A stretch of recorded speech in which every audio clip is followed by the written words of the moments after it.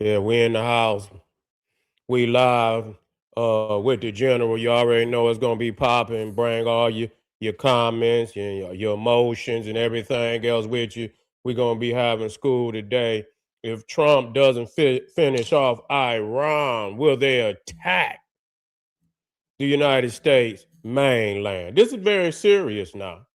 This is very serious. Matter of fact, let me make sure we're in the house the right way. The right way. That's right. Let's go on and get in.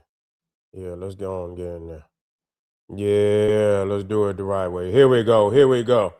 Anyway, uh, because it's just unconceivable to me.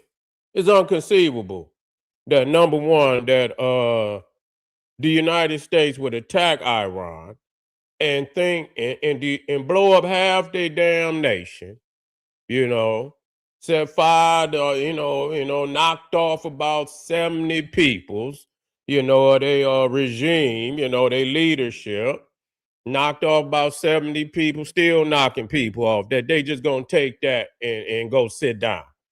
After, oh, we say, it's over, it's over. You got to also take in consideration, the adversaries, and what they think when it's over. You see, you just can't say, oh, it's over. Trump is very naive, man. He's very naive to go over there and start a war and think that it's just gonna be over when he pull up out of there. He got all his the United States supposed allies, and over there, and Iran gonna be bombing the hell out of them every day, all day. You see, every day, all day, and so why would he go over there and start all that damn the missiles dropping and the bombs going off, the ships being attacked, and he just gonna leave up out of there. So Trump is most definitely made a grave mistake. He's most definitely made a grave mistake because they not gonna let him live this one down. You see, and what they're saying is that they didn't hear a lot of their missiles that the United States ain't even really hit what they think, because you got to understand, if you tell a man, you tell the people you on your way, then they're gonna make preparations for that.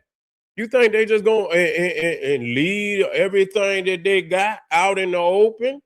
So the very first time they went over there, that you only get one time. That first time, where you get the jump on a person. You get the jump on them. But the second time they're gonna be ready. So the very first time you went over there, if you wasn't going over there to finish the job, I mean, that was very naive. That was very naive. That's very naive because you really don't even know where they at with the nuclear. You don't.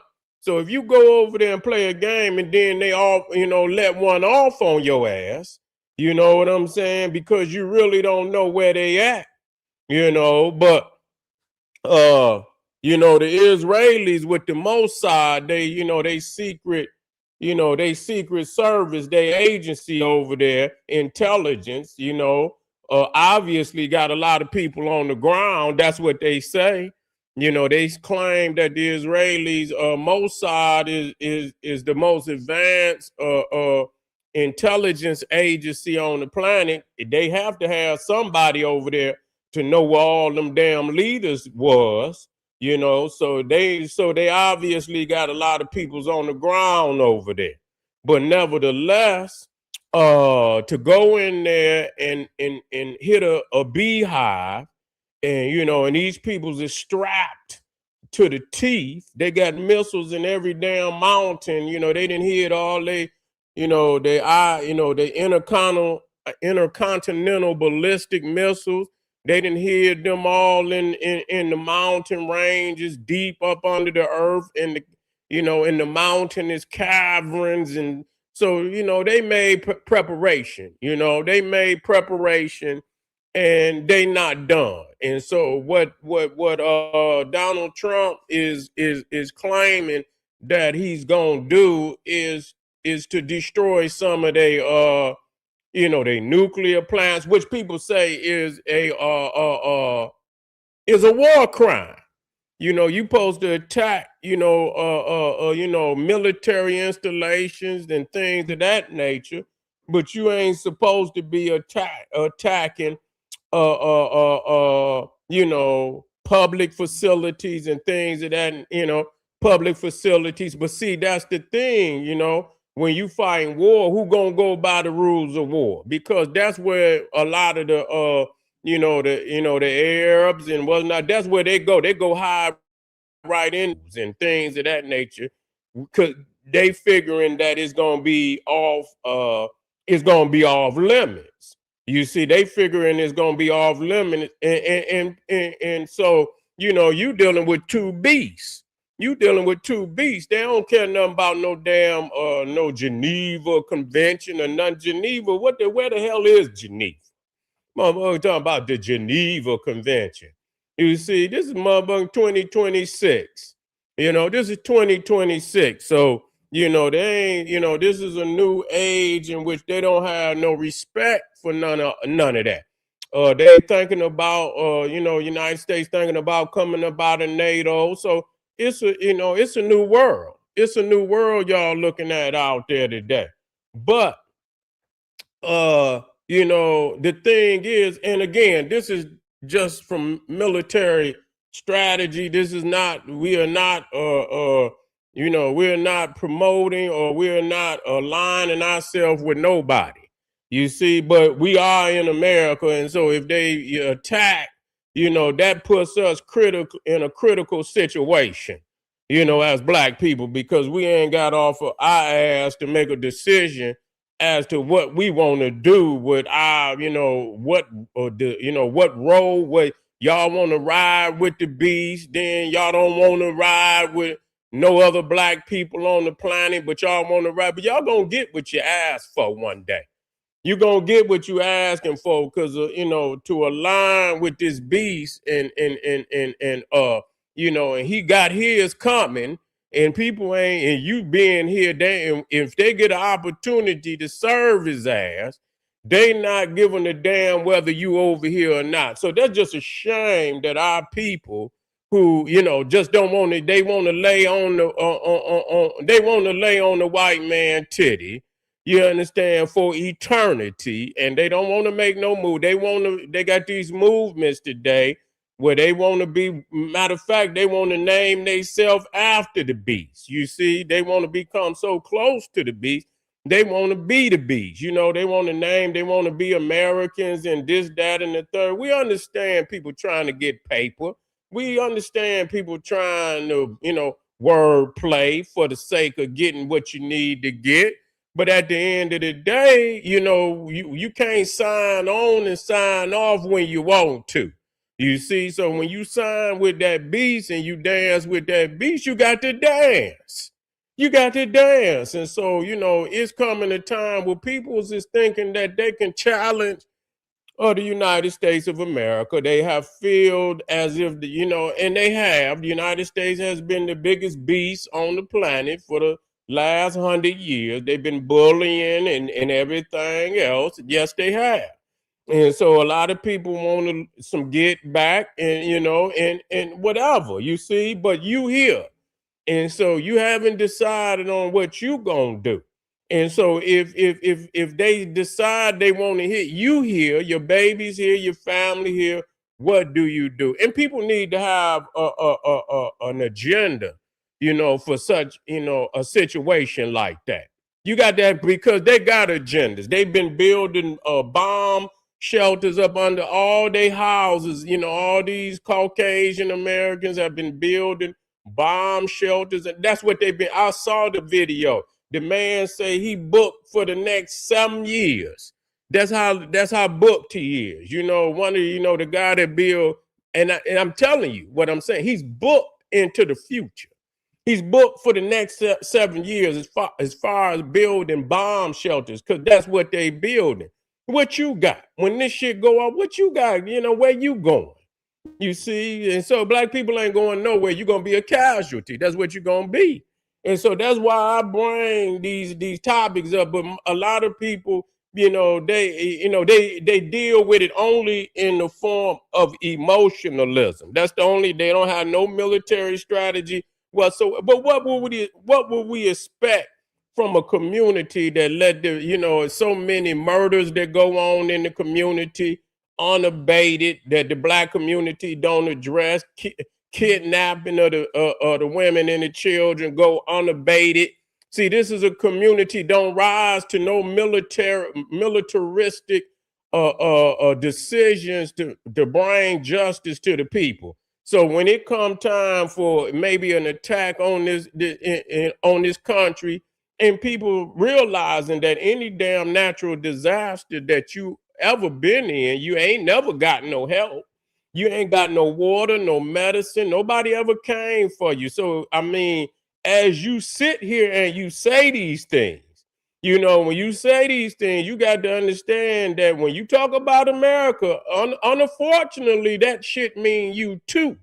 You see what I'm saying? And so because our people are just irresponsible when it comes to, the best benefit of black people in America is obvious. Crime is rampant on every level, and the community hasn't done a damn thing whatsoever to rise up itself, not even waiting on no police, to rise up itself and address these issues.